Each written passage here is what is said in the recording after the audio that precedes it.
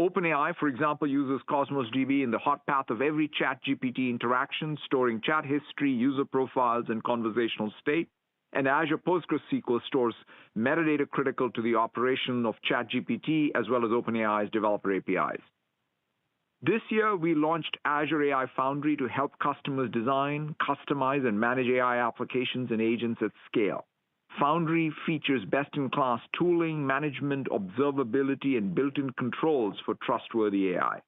Customers increasingly want to use multiple AI models to meet their specific performance, cost, and use case requirements, and with Foundry, they can provision inferencing throughput once and apply it across more models than any other hyperscaler, including models from OpenAI, DeepSeek, Meta, xAI's Grok, and very soon Black Forest Labs and Mistral AI. We shipped 15 models from OpenAI alone on Foundry this year, providing same-day access to state-of-the-art models deeply integrated with our infrastructure and tools. And we are seeing accelerated adoption of our new Foundry agent service, which is now being used by 14,000 customers to build agents that automate complex tasks. For example, NASDAQ is using Foundry to build agents that help customers prepare for board meetings, cutting prep time by up to 25%. All up, 80% of Fortune 500 already use Foundry. And when we look narrowly at just the number of tokens served by Foundry APIs, we processed over 500 trillion this year, up over 7x. This is a good indicator of true platform diffusion beyond a few head apps and services. Talking about the app layer, these applications are becoming embedded in our daily work and life. Our family of Copilot apps has surpassed 100 million monthly active users across commercial and consumer. And when you take a broader look at the engagement of AI features across our products, we have over 800 million monthly active users. Microsoft 365 Copilot is becoming the new way to organize work and workflow and work artifacts. We rolled out our biggest update to Microsoft 365 Copilot to date this quarter, bringing together chat, search, create, notebooks, as well as agents into one intuitive scaffolding. With this innovation and continued product improvements, we are seeing real momentum. Customers continue to adopt Copilot at a faster rate than any other new Microsoft 365 suite, with strong usage intensity as shown by our week-over-week retention. And we saw the largest quarter of seat adds since launch, with a record number of customers returning to buy more seats. Barclays, for example, will roll out Microsoft 365 Copilot to 100,000 employees globally, following a successful initial deployment of 15,000. UBS is expanding its deployment to all of its employees after initially rolling it out to 55,000 of them. And Adobe, KPMG, Pfizer, Wells Fargo all purchased over 25,000 seats this quarter. Tens of thousands of organizations have already used our researcher and analyst deep reasoning agents in the first weeks of availability, and we have introduced group-level agents in teams like Facilitator and Interpreter, which generate real-time translation and notes in meetings. Hundreds of partners like Adobe, SAP, ServiceNow, and Workday have built their own third-party agents that integrate with Copilot and Teams. We are also seeing more customers use Copilot Studio to extend Microsoft 365 Copilot and build their own agents. This year, customers created 3 million agents using SharePoint and Copilot Studio. And with Copilot tuning, they can easily create agents fine-tuned on their company's data, workflow, and style that reflect their unique tone, language, and expertise. We're also seeing great traction among specific roles and functions, starting with developers. GitHub Copilot continues to have great momentum in IDE with agent mode and new form factors like Coding Agent, which is capable of asynchronously executing developer tasks. We have 20 million GitHub Copilot users. GitHub Copilot Enterprise customers increased 75% quarter over quarter as companies tailor Copilot to their own code bases. And 90% of the Fortune 100 now use GitHub Copilot. More broadly, GitHub usage and repos are seeing explosive growth because of AI. AI projects on GitHub more than doubled over the last year. The surge in vibe coding projects and AI coding agents, whether it is Claude Code, Codex, Cursor, or GitHub Copilot, are generating more pull requests and more repos on GitHub. And our code review agent is being used heavily across the platform performing millions of code reviews each month. In healthcare, we had a breakout year for Dragon Copilot. Customers used our ambient AI solutions to document over 13 million physician-patient encounters this quarter, up nearly 7x year over year. For example, at Mercy Health System, more than 1,000 physicians are already using Copilot to reduce administrative burden so that they can focus on providing better care. They have saved more than 100,000 hours to date and plan to expand to all 5,000 providers. As one physician put it, the best thing to happen to my practice in 10 years. And in security, we were the first in the industry to introduce agents to help defenders autonomously handle high-volume security and IT tasks. More broadly, AI is driving a fundamental change in the BizApps market as customers shift from legacy systems to agentic business applications. Dynamics 365 took share this year, and we're winning customers in every industry, like Verizon with sales, Domino's Pizza Group with ERP, 1-800-Flowers with contact center. When it comes to consumer apps, we are innovating across all surfaces. In fact, on Monday, we introduced Copilot Mode in Edge. It's especially exciting to see the innovation coming back to browsers. Copilot Mode brings together Copilot Composer, Chat, Discover, Search, and Actions to build the next generation of browser for the AI age. Our Copilot consumer app also continued to see strong growth in engagement and successful sessions. And we are bringing Copilot to every Windows 11 PC. With Copilot Vision, you can share your screen with Copilot and get real-time insights and assistance on anything. And we are well positioned as we approach Windows 10 end of support in October, thanks to Windows 11 and Copilot Plus PCs, which offer customers compelling security as well as AI value. Talking about security, it underlies our cloud and AI infrastructure as well as our Copilots and agents. We have launched over 100 new capabilities over the past year. Just last week, we added a modern data lake to our SIEM, Microsoft Sentinel, bringing together customer data across our first-party tools as well as third-party ecosystem over 350 connectors. We're also extending the systems customers already use for governance, identity, security, and management to protect every AI agent. Entra now extends identity permissions, policies, and access controls to agents. Defender secures nearly 2 million Gen AI apps. Purview is used by 3/4 of the Microsoft 365 Copilot customers to protect their data. And all up, we now have nearly 1.5 million security customers and continue to take share across all major categories we serve. Before I wrap, I want to talk about two consumer businesses of ours with massive end-user reach, LinkedIn and Xbox. LinkedIn is home to 1.2 billion members with 4 consecutive years of double-digit member growth. All-up comments on LinkedIn rose over 30%, and video uploads increased over 20% this year. We continue to bring AI to every part of LinkedIn experience, introducing agents across hiring as well as sales. When it comes to gaming, we have 500 million monthly active users across platforms and devices. We are now the top publisher on both Xbox and PlayStation this quarter, with successful launches of Forza Horizon 5 and Oblivion Remastered. The Call of Duty franchise has never been stronger. 50 million people have played Black Ops 6. Total hours surpassed 2 billion. Minecraft saw record monthly active usage and revenue this quarter, thanks in large part to the success of the Minecraft movie. And we have nearly 40 games in development, so much more to come. We surpassed over 500 million hours of gameplay streamed via the cloud this year, and Game Pass annual revenue was nearly $5 billion for the first time. In closing, we are going through a generational tech shift with AI, and I have never been more confident in Microsoft's opportunity to drive long-term growth and define what the future looks like. With that, let me turn it over to Amy to walk through our financial results as well as the outlook. Thank you, Satya, and good afternoon, everyone. This year, we delivered over $281 billion in revenue, up 15% year over year, which reflects the broad strength of our products and services. Operating income was over $128 billion, up 17% year over year, as we invested against the expansive opportunity ahead. And in our largest quarter of the year, we significantly exceeded expectations with strong execution by our sales and partner teams.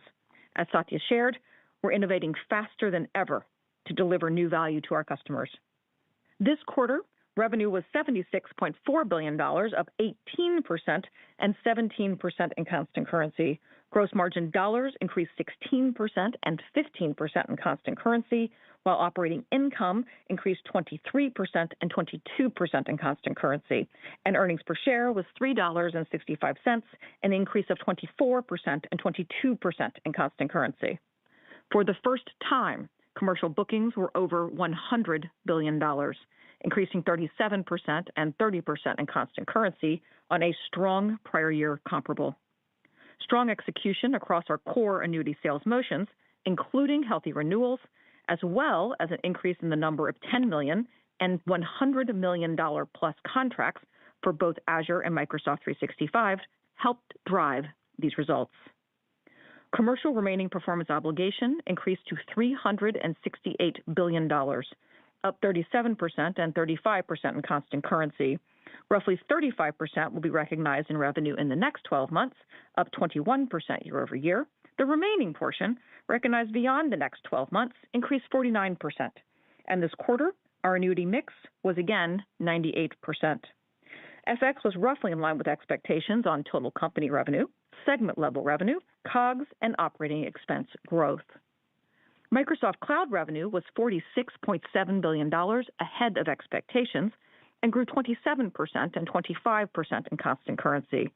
Microsoft Cloud gross margin percentage was slightly better than expected at 68%, down 2 points year over year from the impact of scaling our AI infrastructure, partially offset by continued efficiency gains in Azure and M365 Commercial Cloud.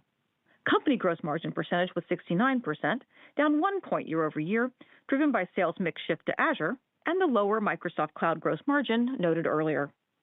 Operating expenses increased 6% and 5% in constant currency, and operating margins increased 2 points year over year to 45%.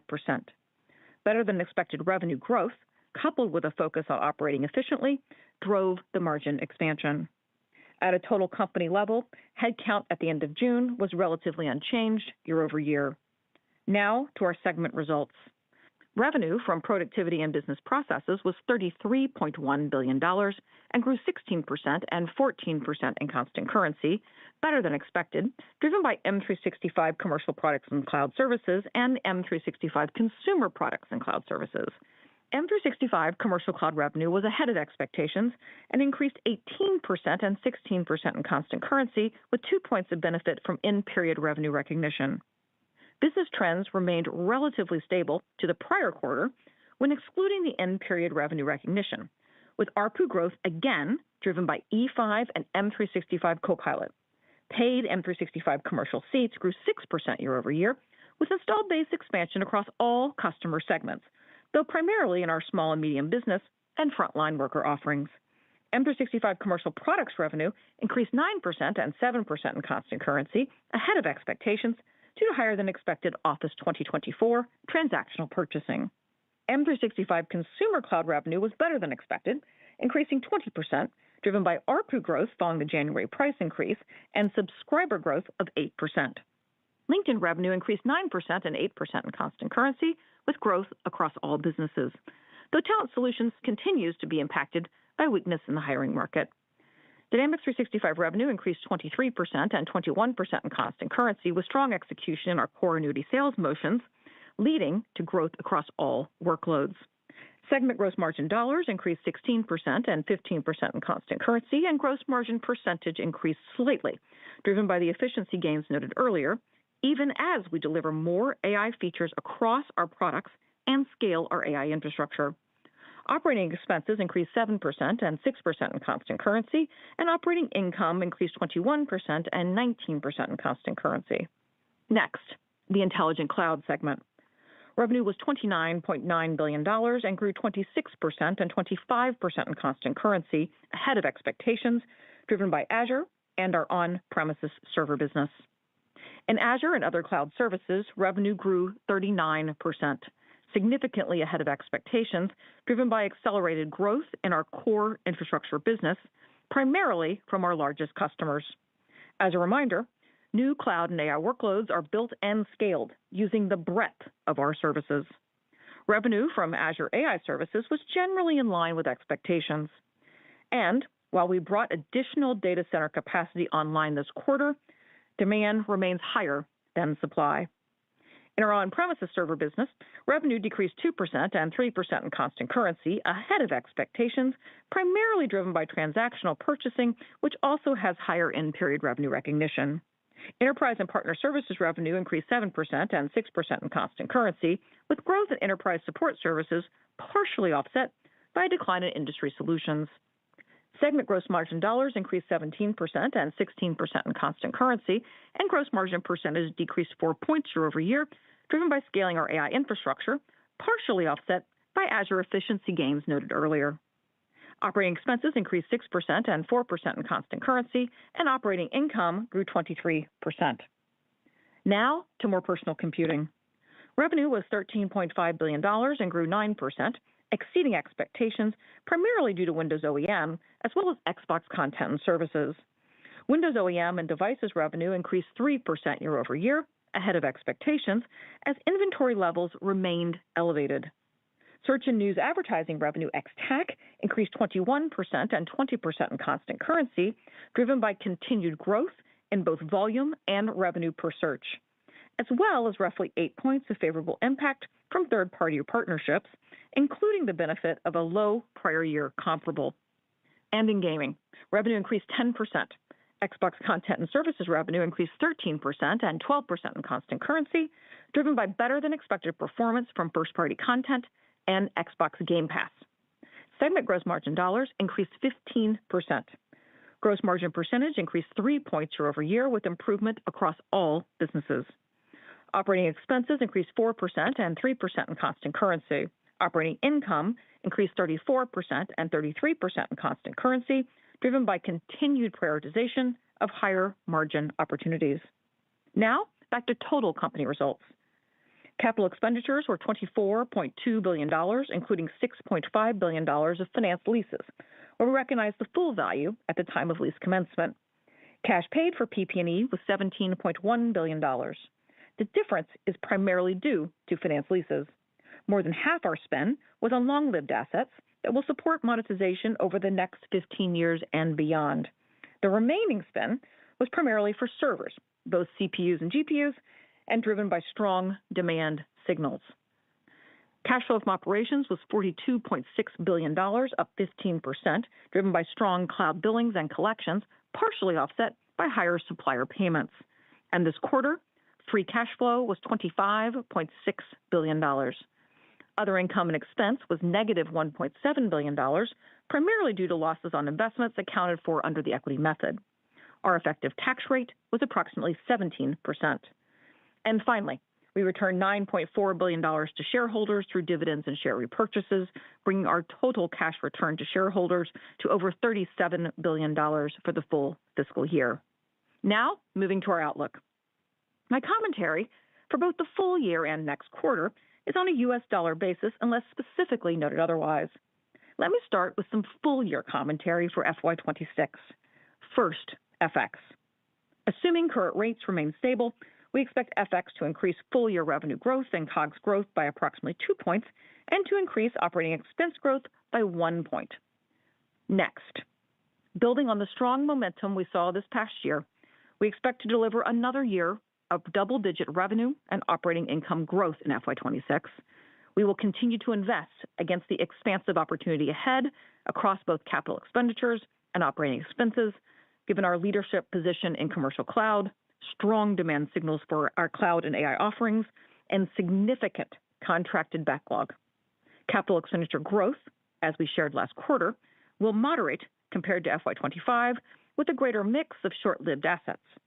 Due to the timing of delivery of additional capacity in H1, including large finance lease sites, we expect growth rates in H1 will be higher than in H2. We remain focused on delivering revenue growth and increasing our operational agility, and as a result, we expect operating margins to be relatively unchanged year over year. And finally, we expect our FY26 effective tax rate to be between 19% and 20%. Now to our outlook for the first quarter. Based on current rates, we expect FX to increase total revenue growth by 2 points. Within the segments, we expect FX to increase revenue growth by roughly 3 points in Productivity and Business Processes and roughly 1 point in Intelligent Cloud and More Personal Computing. We expect FX to increase COGS and operating expense growth by roughly 1 point. In commercial bookings, we expect healthy growth on a growing expiry base. Bookings growth will again be driven by strong execution across our core annuity sales motions and long-term commitments to our platform. As a reminder, larger long-term Azure contracts, which are more unpredictable in their timing, drive increased quarterly volatility in our bookings growth rate. Microsoft Cloud gross margin percentage should be roughly 67%, down year over year, driven by the impact of continuing to scale our AI infrastructure. We expect Q1 capital expenditures to be over $30 billion, driven by the continued strong demand signals we see. As a reminder, there can be quarterly spend variability from cloud infrastructure buildouts and the timing of delivery of finance leases. Next, to segment guidance. In Productivity and Business Processes, we expect revenue of $32.2 to $32.5 billion, or growth of 14 to 15%, with roughly 3 points of benefit from FX, as noted earlier. In M365 Commercial Cloud, we expect revenue growth to be between 13 and 14% in constant currency, with business trends that remain relatively stable compared to the prior quarter. ARPU growth will again be driven by E5 and M365 Copilot. M365 Commercial Products revenue growth should be in the mid to high single digits. As a reminder, M365 Commercial Products includes both the Windows Commercial on-premises components of M365 Suites and Office Transactional Purchasing, both of which can be variable due to in-period revenue recognition dynamics. M365 Consumer Cloud revenue growth should be in the low 20s, driven by the January price increase. For LinkedIn, we expect revenue growth in the high single digits. And in Dynamics 365, we expect revenue growth to be in the high teens, with continued growth across all workloads. For Intelligent Cloud, we expect revenue of $30.1 to $30.4 billion, or growth of 25 to 26%, with roughly 1 point of benefit from FX, as noted earlier. Revenue will continue to be driven by Azure, which can have quarterly variability in year-on-year growth rates depending on the timing of capacity delivery and when it comes online, as well as from in-period revenue recognition, depending on the mix of contracts. In Azure, we expect Q1 revenue growth of approximately 37% in constant currency, driven by strong demand for our portfolio of services on a significant base. Even as we continue bringing more data center capacity online, we currently expect to remain capacity constrained through the first half of our fiscal year. In our on-premises server business, we expect revenue to decline in the low to mid-single digits with the ongoing customer shift to cloud offerings.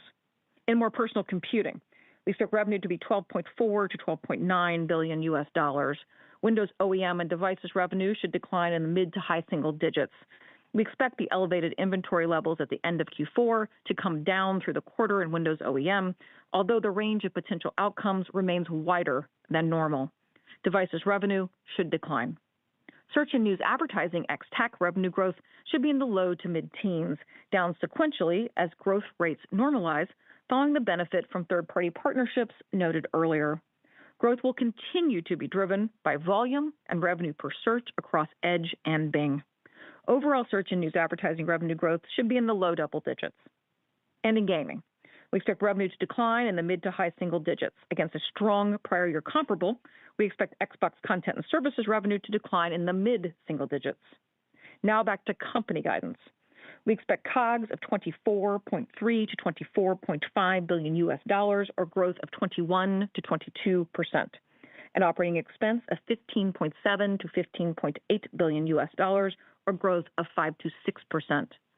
Other income and expense is estimated to be negative $1.3 billion, primarily due to investments accounted for under the equity method. As a reminder, we do not recognize mark-to-market gains or losses on equity method investments. And lastly, we expect our Q1 effective tax rate to be between 19 and 20%. In closing, we finished the year with double-digit revenue and operating income growth and exceeded the FY25 operating margin commitment we shared a year ago. Our focus remains on investing in security, quality, an AI platform and product innovation that delivers value and opportunity to our customers. We are excited for FY26. With that, let's go to Q&A, Jonathan. Thanks, Amy. We'll now move over to Q&A. Out of respect for others on the call, we request that participants please only ask one question.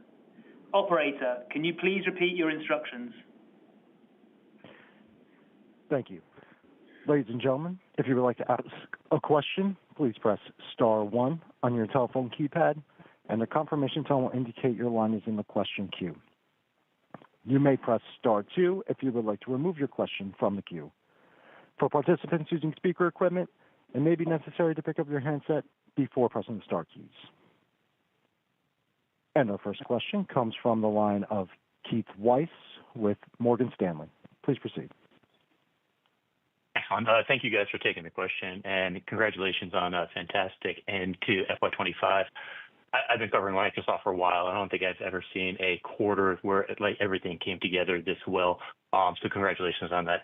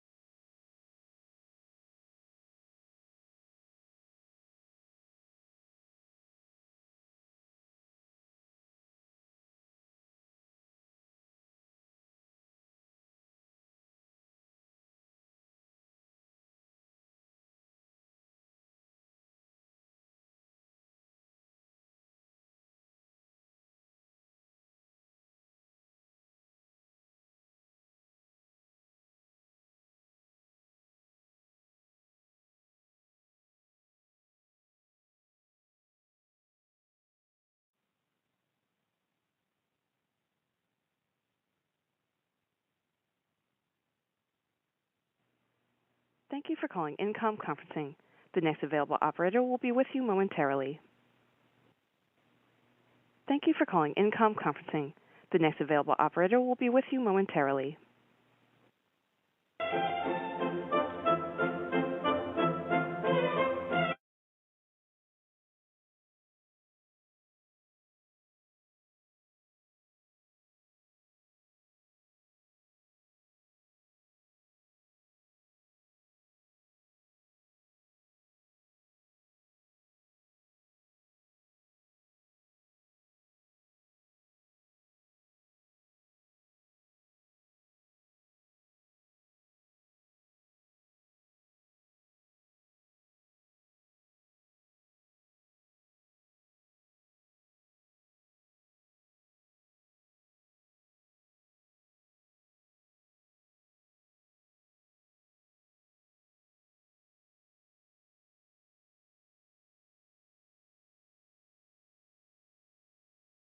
So these are workload results that are invaluable for us to learn to build both the products as well as the platform. And then broadly, or rather over time, there will be broad diffusion. In fact, one of the things that Amy and I track is not just the head app usage, but also what's the sort of all the tier 2 applications that are being built.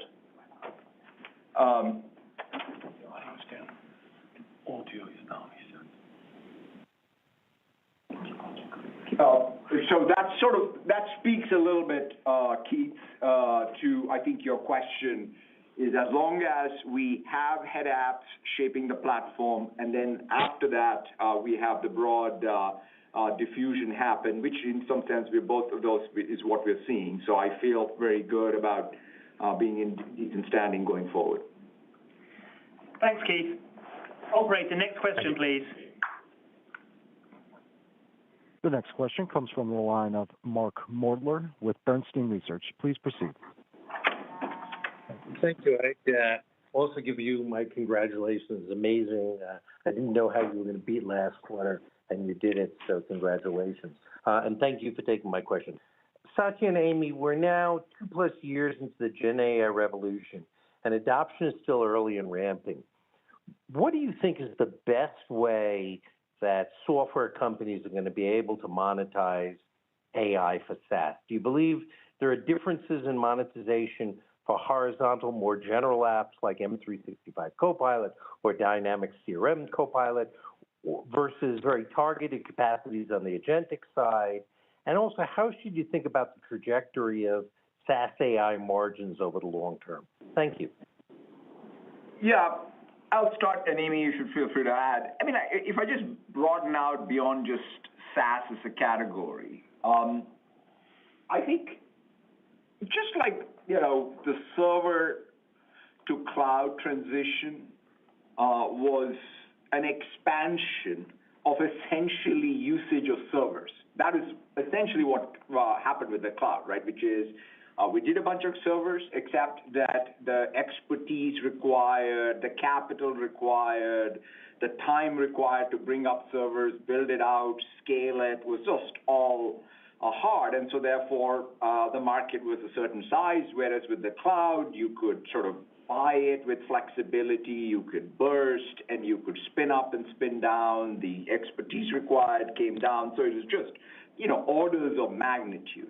That's what's happening, So if you sort of even subscribe to this point of view that intelligence is basically log of compute, that means compute's going to grow, and you've got to use it as efficiently as possible to just keep creating intelligence. Now, how does it manifest beyond just the infrastructure? I kind of, to Keith's earlier question, I talked a little bit about how the infrastructure is getting shaped, data layer is getting shaped, the app server is getting built. These are all classic categories of infrastructure that will continue, but they will be an order or two of magnitude more.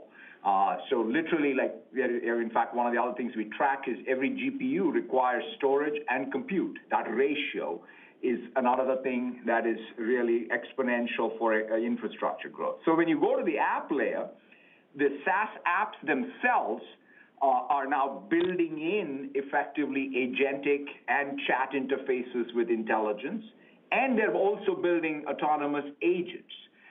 Agents are kind of like applications, like a database application, perhaps, but they are being used increasingly inside of a user interaction. I think a good example is GitHub Copilot. It got started as code completions on an IDE. Then we added the chat interface to it. Then we added the agent mode to it. And now we have an autonomous agent, which in fact works completely asynchronously, right? So all those four things are now part of essentially GitHub. And by the way, it also turns out that every other tool that is also doing any form of coding is adding more and more GitHub repos. So if I had to think about GitHub monetization, we have an opportunity around just monetizing GitHub Enterprise, and then we have the ability to think about GitHub Copilot, and GitHub Copilot as with all these form factors. And so that's exactly the same thing that's happening with Microsoft 365. That's the same thing that's happening with Dynamics 365. So you have to be very open to taking your data tier, your business logic tier, and your UI tier, and sort of being more expansive in it. As long as you do that, it's just that usage goes up, and that's what I think shows up in the results. And I think, Mark, if you wanted to think about, all the things in the layers Satya talked about, is really we're seeing very similar monetization tools exist in this transition too, right? There's a per user logic, there's tiers of per user. Sometimes those tiers relate to consumption. Sometimes there's pure consumption models. I think you'll continue to see a blending of these, especially as the AI model capability grows. You'll end up with ways that teams are going to want to throttle that usage, use the best models for the best job. And I think the blending of these models will continue to be something we see on a go-forward basis. Thank you. I appreciate it. Thanks, Mark. Operator, next question, please. The next question comes from the line of Karl Keirstead with UBS. Please proceed. Okay, thanks. Satya and Amy, this is the second quarter in a row of pretty material Azure upside from what sounds like an acceleration in on-prem to Azure migration activity. I'm just wondering if you can comment on the plethora of customer conversations you've had, whether there are a couple of 2 or 3 specific catalysts that are driving that migration, and how durable a trend do you think that is? Thank you. Yeah, there are 3 things that are really happening. One is the migrations. A good example would be what I referenced in my remarks with Nestle, with the SAP instances. They moved along with a lot of the data that's associated with it and a bunch of servers. So that's kind of a classic example, I think, whether it's VMware migrations or migrations of SAP, or even just our own server migrations. They're pretty healthy, and as it turns out that we're still not anywhere close to the finish line, if at best maybe in the middle innings of that. The second thing that's also happening is cloud native applications that are scaling. This is even excluding all of the AI stuff, just the classic cloud native e-commerce company, let's say. These are scaling in a big way. And some of those customers were not on Azure previously, but now they're increasingly there because they have come for AI perhaps, but they now stay for more than AI. And so to me, that's another thing you see in overall what's happening across the Azure number. And then, of course, there are the new AI workloads. So those are 3 things that are all, in some sense, building on each other, but that's kind of what's driving our growth. Got it. Thank you. Thanks, Carl. Operator, next question, please. The next question comes from the line of Brent Thill with Jefferies. Please proceed. Satya, back to the strength across the board in the quarter. Was there anything that jumped out at you or surprised you that you didn't think you were going to see, but you did see in the quarter? The magnitude of upside, I think, had shocked many here. Yeah, I don't know, Brett, if anything really surprised us, but I think what we are noticing in our own build out of these AI applications and in general is the platform's becoming more than here's a model and here's an API, make some calls, right? I mean, that's in some sense was a bit of the state of the art maybe even a year ago, whereas now you have essentially these very stateful app patterns that are emerging that require quite a bit of rethinking of even the app stack. I mean, take even the storage tier stuff, right? The degree of sophistication you have and, hey, how much of an index do you really want to build by pre-processing so that your prompt engineering or context engineering, as I call it, can be better and higher quality. So I think all of that is emerging. So when I look at a product like Azure Search, Fabric, and Cosmos DB, all of the things, the frameworks around it are just becoming robust to build serious applications. And so that's what I feel great about is the learning curve inside the company, outside the company, the diffusion of the stack, the speed with which that's emerging. That you can build applications is much faster, right? I always go back and say, hey, when a relational database came out, it took a while for people to build an ERP system, let's say. And this thing, we're kind of building pretty sophisticated applications at a very, very fast clip based on, I think, the degree of maturity that's emerging. Thank you. Thanks, Brent. Operator, next question, please. The next question comes from the line of Raimo Lenschow with Barclays. Please proceed. Perfect. Thank you. Congrats from me as well. I had one question around Copilot, and I'm obviously a happy user here at Barclays. If you think about it, the one thing that we're all realizing is that Copilot is the AI part, but data is becoming more and more important. And then from there on, we can start thinking about agents. What are you seeing in your customer conversations, Satya, about like that understanding that Copilot is actually just the starting point, and then from there on, it's becoming like much broader. Thank you. Yeah, I think that's right. Even inside of Copilot, I'm sure you're seeing it, right? You now have analysts and researchers to just talk about 2 examples, and of course, people, all the third-party agents. So yeah, there is a lot more of just not request response. It's about spawning essentially applications that then go do work and come back But the UI still remains very important, right? Even for asynchronous work, to instruct the asynchronous work, you need UI. And to monitor asynchronous work, you need UI. It may be different. It may not be a chat interface. And of course, you need a way to then inspect what the asynchronous work is, right? So even take the example I was giving on GitHub. Even if you're not using GitHub Copilot to create the code check-in or the pull request, interestingly enough, we're seeing massive increase to GitHub Copilot code review agent, even if you used maybe Claude Code or whatever else to write the code.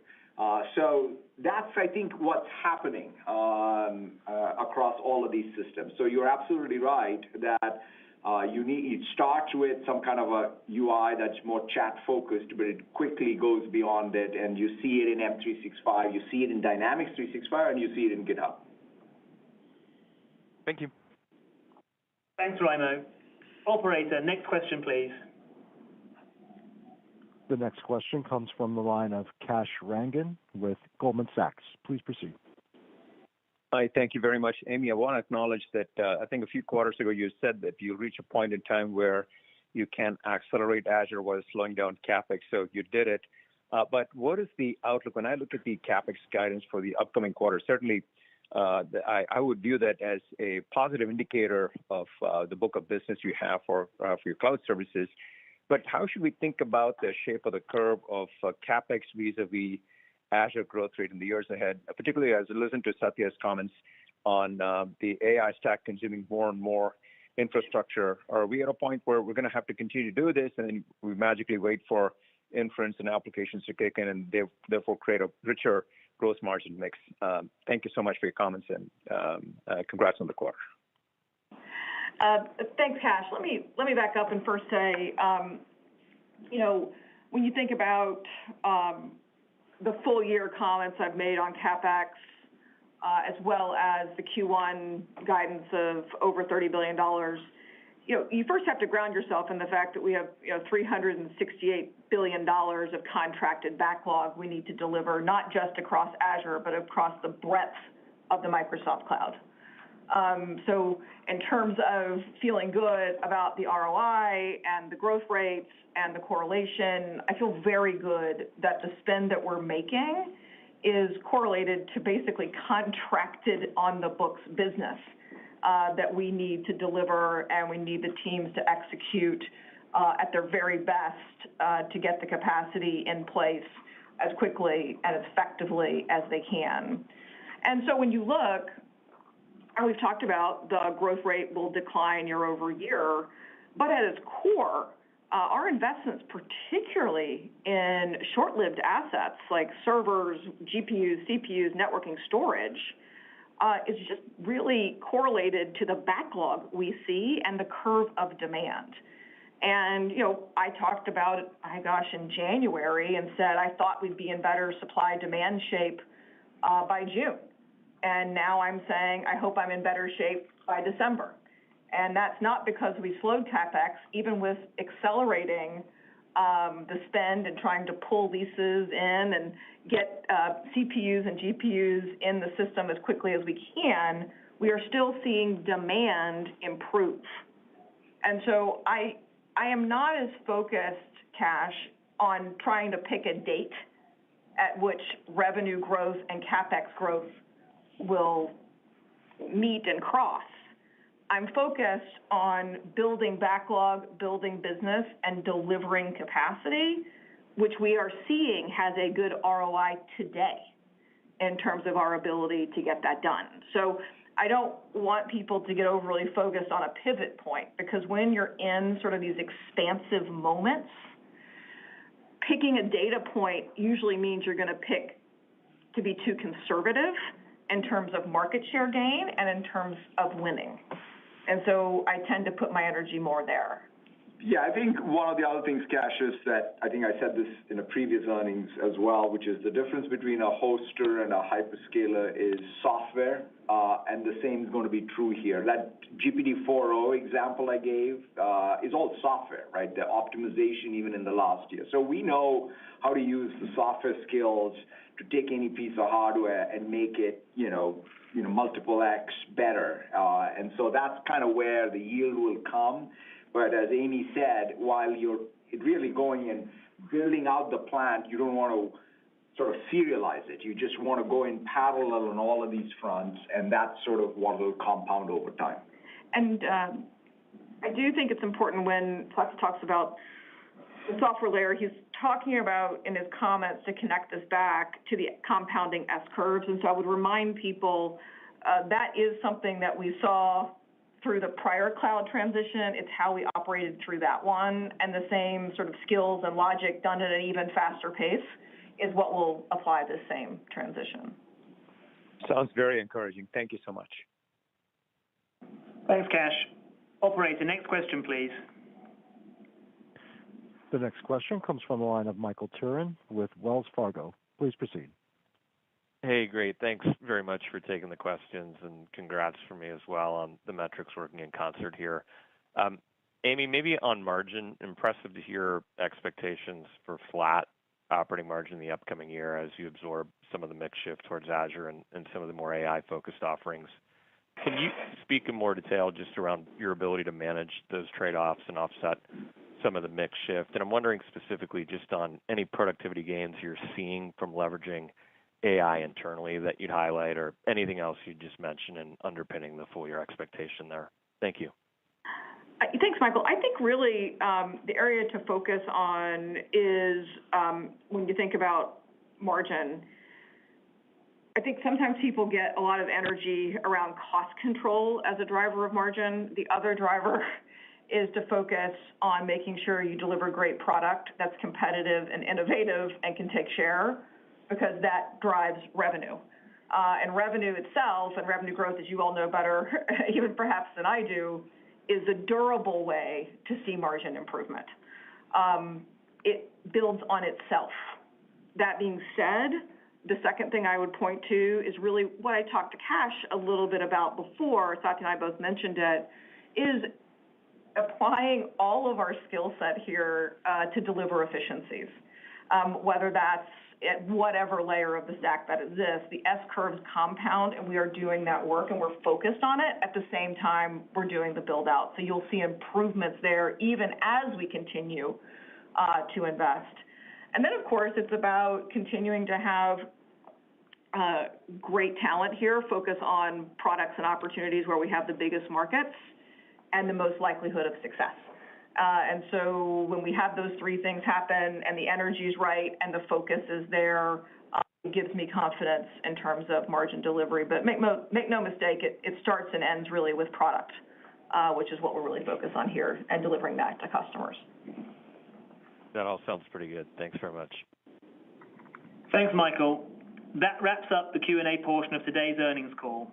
Thank you for joining us today, and we look forward to speaking with you all soon. Thank you. Thank you. This concludes today's conference. You may disconnect your lines at this